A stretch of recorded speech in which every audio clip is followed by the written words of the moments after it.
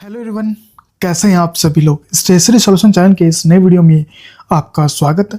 दोस्तों, आज के इस वीडियो में हम बात करने वाले हैं इम्पोर्टेंट अपडेट जो अभी न्यू लेबर कोड है वो 21 नवंबर 2025 से एप्लीकेबल हो गए।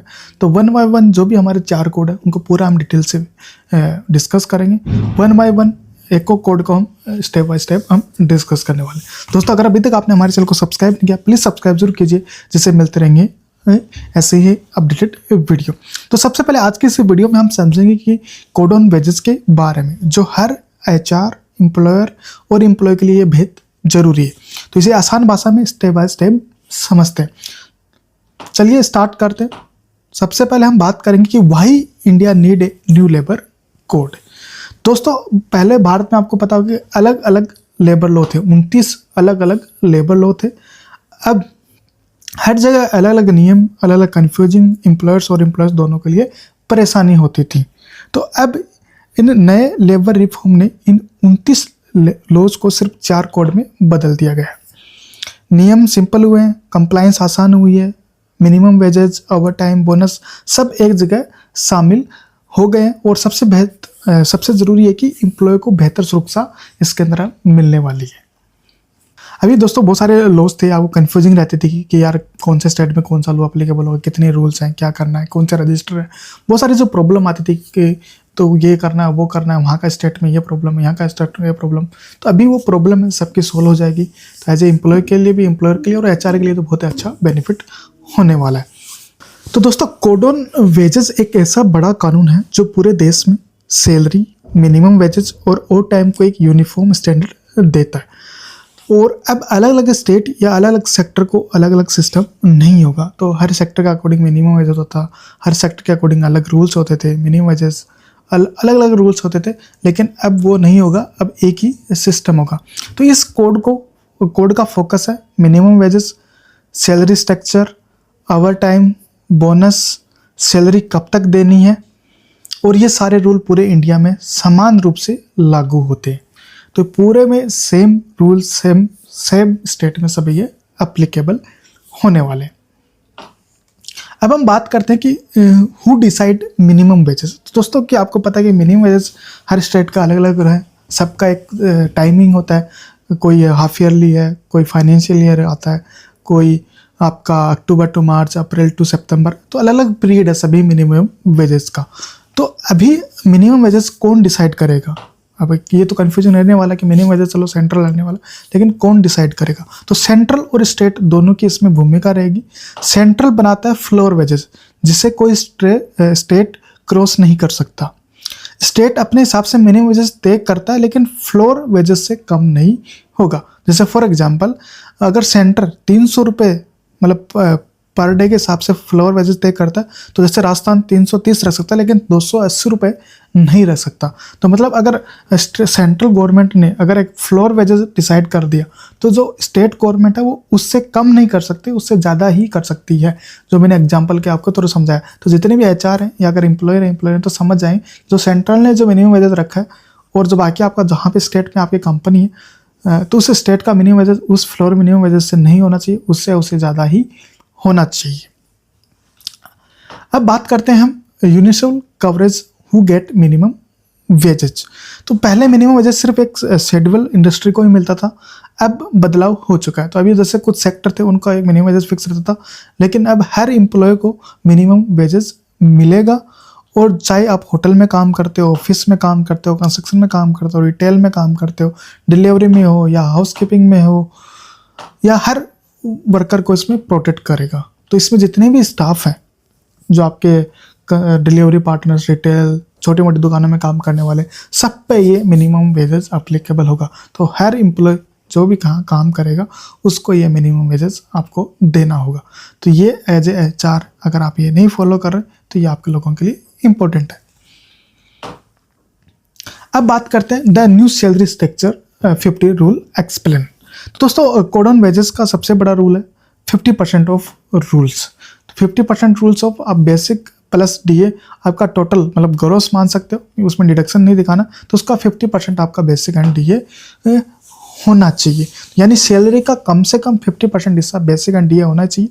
पहले कंपनी बेसिक सैलरी कम रखकर अगर आप देखोगे तो जैसे मैंने एक एग्जांपल दिया, अगर देखोगे तो 12,000 6,000 एचआर में, बाकी आप स्पेशल अलाउंस में डाल के आप ये कर देते थे, जो उससे इफेक्ट पड़ता था कि आपका सर कम रखकर पीएफ और ग्रेजुटी कम करते थे। अब ये नहीं चलने वाला है।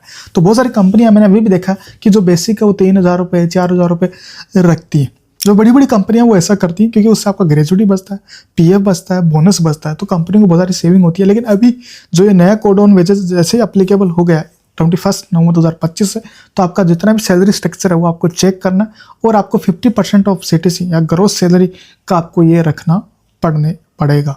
अगर नहीं करते देन आपको पेनल्टी लगने वाली भारी भरकम। तो ये आपको इसमें एग्जांपल समझ में आ गया।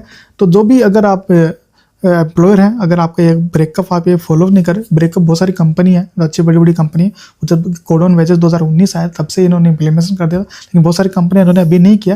लेकिन अभी उनको ये स्ट्रक्चर चेंज करना पड़ेगा जिसको उन पर लाइबिलिटी बढ़ने वाली है और शायद एम्प्लॉय को इन हैंड में भी कम हो सकता है, लेकिन वो हिसाब से आपको एम्प्लॉयर को आपको देखना होगा। तो कैसे कैलकुलेशन करना वो एज ए एम्प्लॉयर की रिस्पॉन्सिबिलिटी है, ये स्ट्रक्चर फॉलो करना पड़ेगा। अभी रूल पेनल्टी सब फिक्स रखी गई हैं और टाइम टू टाइम ऑनलाइन सब कुछ रिकॉर्ड होने वाला है। तो अगर ये आप गलती करते हो तो देन आपको ये पेनल्टी भारी भरकम में लगने वाली है। तो सबसे पहले जल्दी जल्दी अपनी सैलरी ब्रेकअप चेक कीजिए जितने भी आपके पास एम्प्लॉय हैं और फटाफट उसको चेंजेस कीजिए। अब बात करते हैं how provident fund change under the new code. अब न्यू कोड के अकॉर्डिंग आपका पीएफ में क्या बदलाव होने वाला है, एज ए एम्प्लॉय पे क्या इंपैक्ट पड़ेगा और एम्प्लॉयर पे क्या इंपैक्ट पड़ने वाला है। तो जैसे ही आपको पता है कि अब नया स्ट्रक्चर आने से 50% ऑफ बेसिक रूल आपको फॉलो करना पड़ेगा और जैसे बेसिक बढ़ने से सीधा असर आपको पीएफ पड़ेगा और पीएफ हमेशा बेसिक पर ही निकलता है। अब उसमें आप सीलिंग लगा सकते हैं, 15,000 वगैरह सीलिंग है। अगर आप एक्चुअल में काटते हैं तो अगर देखो अगर बेसिक 20,000 रुपये है तो employer PF 2,400, employee PF 12% of basic 2,400 per month हो गया। तो ओल्ड एवरेज बेसिक देखें तो 30 या 40% ऑफ सीटीसी होती थी, न्यू में आपके 50%। तो PF increase employee can expect 40 to 60% higher PF accommodations. तो ये आपका जो सिक्योरिटी है तो आपका बढ़ जाएगा, 48 जमा होंगे तो इससे आपका रिटायरमेंट कॉर्प्स कई गुना बढ़ जाता है। लेकिन इससे इन हैंड में भी इम्पैक्ट पड़ने वाला है। जो भी अगर करंट एम्प्लॉयर अगर आप ऐसा करते हैं या आप सेलिंग लगा देंगे 15,000 पे 1,800 में, देन ये आपका प्रॉब्लम नहीं आने वाला है। हम बात करते हैं फिर ग्रेजुटी कैलकुलेशन में क्या इम्पैक्ट पड़ने वाला है। तो ये बहुत अच्छी गुण हो जाए, जो भी एम्प्लॉय है अगर वो कंपनी में काम करते हैं, अगर आपकी बेसिक बढ़ेगी तो आपका ग्रेजुटी और बोनस भी आपको बढ़ने वाला है। तो ग्रेजुटी भी बेसिक सैलरी पे निकलती है दोस्तों। फॉर्मूला है आपका 15 divided by 26 and to last gross salary into year of service. The formula assume 26 working day per month and provide 15 days of wages each complete year of service. अगर आपका basic salary for example 20,000 रुपये तो आपका per year gratuity निकल के आएगा 11,538 रुपये। अगर आप 10 साल काम करते हो तो 1,15,380 रुपये आपका बनने वाला है। तो फॉर एग्जांपल अगर आपकी प्रीवियस की 12,000 बेसिक थी तो आपको जो मोटा मोटा जो इसमें बेनिफिट मिलने वाला है तो 46,150 रुपये आपका जो बेनिफिट है वो इंक्रीज होगा बेसिक जैसे आपकी बेसिक बढ़ेगी। तो ये आपको एक मोटा मोटा आपको इसमें डिफरेंस दिख रहा है। जो नॉर्मल बेसिक थी 12,000 रुपये और 20,000 रुपये जैसे बढ़ेगी तो आपका ग्रेजुटी में अगर 50,000 का आपको इंक्रीज मिलने वाला तो 60% मोर होगा, जिस वजह से एम्प्लॉय को ज़्यादा बेनिफिट मिलेगा। तो 10 साल में यह रकम 1 लाख से ज़्यादा हो जाती है और बेसिक बढ़ने से ग्रेजुटी भी तेज़ी से बढ़ने वाली है। अब सबसे इंपॉर्टेंट बात आता है सैलरी पेमेंट टाइमलाइन। दोस्तों पहले भी एक टाइमलाइन होती थी, लेकिन अभी कब पे करना है कैसे करना है ये भी पहले भी था, लेकिन अभी थोड़ा से रूल्स को स्ट्रिक्ट कर दिया। अब जो सेक्शन 17 के हिसाब से सैलरी कब देनी होगी। तो डेली वेजेस वर्कर्स काम करते हैं तो उन्हीं को उसी दिन शाम को पेमेंट करना होगा। वीकली वर्कर मतलब एक हफ्ते में अगर आप पेमेंट करते हो तो हफ्ते के आखिरी दिन को पेमेंट करना होगा। फिर आता है फोरनाइट, 2 दिन के अंदर आपको पेमेंट करना होगा। मंथली अगर अगले महीने की 7 तारीख तक देना होगा। तो ये अगर आप जैसे फॉर एग्जांपल पहले रूल था कि अगर आपके पास मतलब 1,000 या 1,000 से ज़्यादा एम्प्लॉय तो आप 10 तक पेमेंट कर सकते थे, लेकिन अभी सभी कंपनी के लिए कर दिया कि अगले महीने तक 7 तारीख तक आपको पेमेंट करने होगा, चाहे उसमें 1,000 एम्प्लॉय हो, 2,000 हो, 3,000 कितने भी एम्प्लॉय हो। इस डेट के बाद सैलरी अगर डिले करना होगा तब कानून गलत हो जाएगा। 7th of every month is deadline और आपको इसमें भारी पेनल्टी भी आपको लगने वाली। तो HR department must ensure payroll process is complete well in advance to meet the 7th deadline. Delay due to administrative issue, bank holiday और system problems are not acceptable. Excuse under the law, plan your payroll cycle accordingly. तो अगर आप bank बंद है, holidays है, तो ये excuse department में अभी चलने वाले नहीं है। तो पहले इनका रूल्स का कोई फिक्स नहीं था, क्या कर रहे हैं कौन किसको, तो हर लॉ में कोई लूप होल्स थे। तो अभी जैसे कंबाइन हो गए, सब एक जैसे बन गए, तो आपकी बहुत सारी जो प्रॉब्लम है वो प्रॉब्लम सोल्व हो जाएगी एचआर के लिए, लेकिन एम्प्लॉयर के लिए पेनल्टीज भी बढ़ने वाले हैं। तो टाइमलाइन के अंदर अंदर हमको सबको काम करना पड़ेगा और टाइमली पेमेंट करना पड़ेगा। बहुत सारी कंपनियां अभी भी 10 तारीख को, 15 तारीख को, 20 तारीख को देती हैं, जिस वजह से अगर आप ये पेमेंट नहीं करोगे पेनल्टी, तो आपकी इंस्पेक्शन भी ऑनलाइन होगी, पूरा रिकॉर्ड चेक किया जाएगा। अगर ये प्रॉब्लम आएगी तो आपको भारी पेनल्टी आपको साथ पे करना पड़ेगा। अब हम बात करते हैं वर्किंग आवर एंड रेस्ट। तो अब वर्किंग आवर बिल्कुल क्लियर है, 8 घंटे की वर्किंग डे जो पहले भी था, 48 घंटे वर्किंग आवर वीक, एक वीक में 48 घंटे, ब्रेक सहित 12 घंटे का मैक्सिमम स्प्रेड रखा गया। हफ्ते में एक दिन आपको कंपल्सरी आपको वीक ऑफ देना, और ये एम्प्लॉय की हेल्थ और वर्क लाइफ बैलेंस के लिए जरूरी है। इसमें कोई चेंजेस नहीं हुए, जो पहले था वही रखा गया, लेकिन इसमें भी फिक्स कर दिया कि इससे ज़्यादा होगा तो प्रॉब्लम हो सकती है। तो this provision protect employ from explosion and excuse working hours. Employ who violate these limit face penalties and must provide overtime compensation at double the normal wages rate। दोस्तों पहले क्या था कि आपको कोई फिक्स नहीं था, हर स्टेट के अपने अपने रूल्स थे, कहीं पे 8 घंटे, कहीं पे 9 घंटे, कहीं पे 10 घंटे, लेकिन अभी जैसे कोड ऑन वेजेस अप्लीकेबल हो गए तो आपको सबको अपने इसके अकॉर्डिंग आपको ये देना होगा। अब हम बात करते हैं नेक्स्ट अपडेट के बारे में, फिर ओवर टाइम रूल्स। 8 घंटे से ज़्यादा, 48 घंटे से कम ज़्यादा काम तो ओवर टाइम मिलेगा। मतलब अगर आप एक कंपनी में 8 घंटे या से ज़्यादा काम करते हो और पूरे वीक में 48 घंटे से ज़्यादा काम करते हो तो आपको ओवर टाइम मिलेगा। ओवर टाइम मिलेगा और वो भी डबल रेट पे देना पड़ेगा। बेसिक का जैसे 20,000 रुपये होने पर हावरली रेट 96 रुपये बनता है, ओटी रेट 96 इंटू 2 192 रुपये प्रति घंटा। अगर 5 घंटे ओटी काम किया तो 960 रुपये एक्स्ट्रा मिलने चाहिए। तो over time is calculation on the hourly rate divided by from basic salary not total CTC. This is why 50% of rule signify impact over time calculation as well. तो ये आपको ओवर टाइम का calculate करना है as per code on wages के according.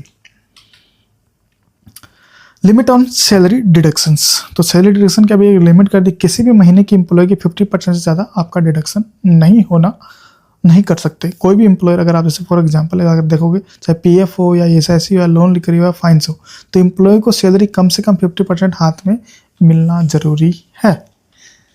तो ये सभी एम्प्लॉयर एचआर को ये ध्यान रखना, अगर आप पेरोल प्रोसेस कर रहे हो तो 50% ज़्यादा आप डिडक्शन एक मंथ में आप नहीं कर सकते, 50% उसके हाथ में सैलरी मिलना जरूरी है। अब बात करते हैं next bonus entitlements under the code. Bonus अब कोड ऑन वेजेस का ही हिस्सा है। हु इज एलिजिबल, ये सही, जिनकी सैलरी 21,000 से कम है और साल में 30 दिन काम किया हो, उन्हें 8.3% और 20% तक बोनस मिल सकता है। मिनिमम बोनस देना ही पड़ेगा, प्रॉफिट हो या नहीं हो। तो ये कैलकुलेशन रहेगी, जैसे फॉर एग्जांपल 21,000 लिमिट है, annual salary 18,000 into 12 2,16,000, minimum bonus 8.3%, total आपका 17,993 रुपये, मैक्सिमम बोनस 20% 43,200 रुपये। तो the actual bonus depend on the company allocation surplus for the accounting year but must fall with in the range of eligible. तो minimum आपको देना ही bonus पे करना पड़ेगा एज ए कंपनी को। तो ये आज ए बोनस की कैलकुलेशन आपको मैंने इजी तरीके से आपको समझा दिया। अब हम बात करने वाले हैं पेनल्टीज फॉर नॉन कंप्लायंस, जैसे मिनिमम वेजेस न देना, फिर आप सैलरी डिले करना, बोनस न देना, ओवर टाइम न देना, इस पर भारी पेनल्टीज लगने वाली है।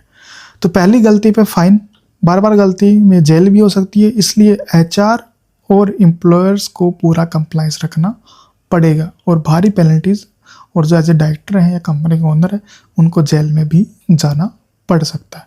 तो ये इम्पोर्टेंट दोस्तों अपडेट है, जो ये इम्पोर्टेंट कोड ऑन कवरेज में हम कवर कर रहे हैं, और ये बहुत बड़े ध्यान से देखिए, क्योंकि पहले जो वेजेस थे सारे स्टेट के अलग थे, लेकिन जैसे ऑनलाइन कंप्लायंस हो जाएगी, ऑनलाइन सब कुछ रिकॉर्ड रहेगा, देन एज ए एम्प्लॉयर और एचआर को भी बड़ी प्रॉब्लम आने वाली। अगर आपने थोड़ी सी भी गलती की और अगर आप पकड़ में आ गई तो आपको पूरा पैसा भी पे करना पड़ेगा, पेनल्टीज भी देना पड़ेगा, जिस वजह से उससे ज़्यादा आपको नुकसान होने वाला है। अब बात करते हैं simplified record keeping from 15 register to एक रजिस्टर। तो जैसे दोस्तों अगर देखोगे पहले आपके पास अलग अलग 15 रजिस्टर थे, अटेंडेंस रजिस्टर, वेजेस रजिस्टर, और time, bonus, fine, deduction register, leave register, muster roll. अब क्या accident register, service record, nomination register, form, wages, fines, inspection book, various other, मतलब 15 प्लस आपको रजिस्टर में एंटर करने पड़ते थे एक कंपनी में, एक स्टेट में। अगर आपके पास 15 लोकेशन तो 15 के हिसाब से आपको देख लो, तो 15 × 15 रजिस्टर आपको फॉलो करना पड़ेगा। नाउ अब जस्ट वन डिजिटल रजिस्टर आपको मेंटेन करना होगा। तो simplify unify register, all employ information, wages, attendance, over time and deduction in one comprehensive digital system. Digital format रहेगा, क्लाउड बेसिस और digital storage accepted. Eliminated need for physical register for manual record keeping. तो इसमें आपकी अब online inspection भी possible आपकी हो जाएगी। तो ये अब आपका एक बहुत ही अच्छी बड़ी अपडेट है। बहुत सारे आपको रजिस्टर आपको मेंटेन करने होते थे, अब आपको ये नहीं करने पड़ेंगे। तो ये भी एक बहुत अच्छी गुड न्यूज़ है एज ए HR के लिए। अब हम बात करने वाले ओल्ड वर्सेस न्यू कंपैरिजन। पुराने सिस्टम में कन्फ्यूजन थे दोस्तों। अब न्यू लेबर कोड में सब कुछ क्लियर हो गया। हर कर्मचारी को मिनिमम वेजेस, जो भी कहीं पे भी काम कर रहे हो। फिर फ्लोर वेजेस आपको no national standard, varied wide by state. Central government sent uniform floor wages national wise. Basic का 50% सैलरी स्ट्रक्चर रखना है। OT आपका डबल रखना है। सैलरी 7 तारीख तक आनी है। एक ही डिजिटल रजिस्टर मेंटेन करना होगा। नेशनल वाइड यूनिफॉर्म रूल्स हो जाएगा। यह बदलाव एम्प्लॉयर्स और एम्प्लॉयज़ दोनों के लिए बहुत फ़ायदेमंद रहने वाला है। तो ये पूरा ओल्ड सिस्टम और न्यू कोड सिस्टम आपको स्क्रीन पर दिखाई दे रहा है, जिस वजह से आपको पूरा इजीली समझ में आएगा। फिर भी कोई डाउट हो तो आप कमेंट करके पूछ सकते हैं। दोस्तों अगर अभी तक आपने हमारे चैनल को सब्सक्राइब नहीं किया, प्लीज़ सब्सक्राइब जरूर कीजिए। अब बात करते हैं action checklist as a HR को क्या क्या करना है। तो दोस्तों पहले आपको सैलरी स्ट्रक्चर रिवाइज करें। अगर आपका 50% ऑफ CTC या बेसिक ग्रोस का नहीं है तो ये आपको पहले रिवाइज करना सैलरी स्ट्रक्चर। फिर आपको अपना मिनिमम वेजेस चेक करना है कि एज पर स्टेट या फ्लोर मिनिमम वेजेस के अकॉर्डिंग है। अभी फ्लोर मिनिमम वेजेस जैसे आएगा हम आपको अपडेट दे देंगे कि ये मिनिमम वेजेस रखना है और इससे ऊपर आपको रखना पड़ेगा। तो जैसे अपडेट आते रहेंगे हम आपके साथ शेयर करते रहेंगे। फिर आता है इम्प्लीमेशन डिजिटल रजिस्टर सिस्टम। तो आपको एक डिजिटल रजिस्टर सेटअप बनाना पड़ेगा और शुरू करें। फिर पेरोल का 7th को डेडलाइन पर सेट करना होगा अगर आप नहीं कर रहे। OT कैलकुलेशन अपडेट करें। बोनस एलिजिबिलिटी चेक करें। अपॉइंटमेंट लेटर नए फॉर्मेट में दें और सभी चेंजेस जल्दी लागू करने देना चाहिए।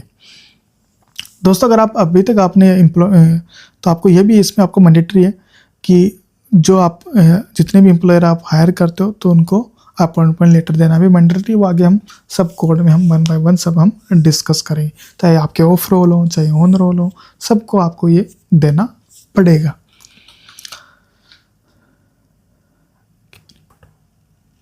अब इसमें हम एम्प्लॉय बेनिफिट्स के अगर हम बारे में बात करें तो PF और ग्रेजुएटी बढ़ेगी। इसमें सैलरी टाइम पे मिलेगी। OT आपका डबल मिलेगा। वीकली ऑफ मैंडेटरी है। मिनिमम वेजेस सभी को। रिटायरमेंट बेनिफिट स्ट्रॉन्ग इसमें होने वाला है। जैसे एक 40,000 CTC वाला एम्प्लॉय 10 साल में एक्स्ट्रा PF ग्रेजुएटी पा सकता है। तो ये एक इम्पोर्टेंट अपडेट है। जितने भी एम्प्लॉय हैं उनको बेनिफिट इससे ज़्यादा मिलने वाला है।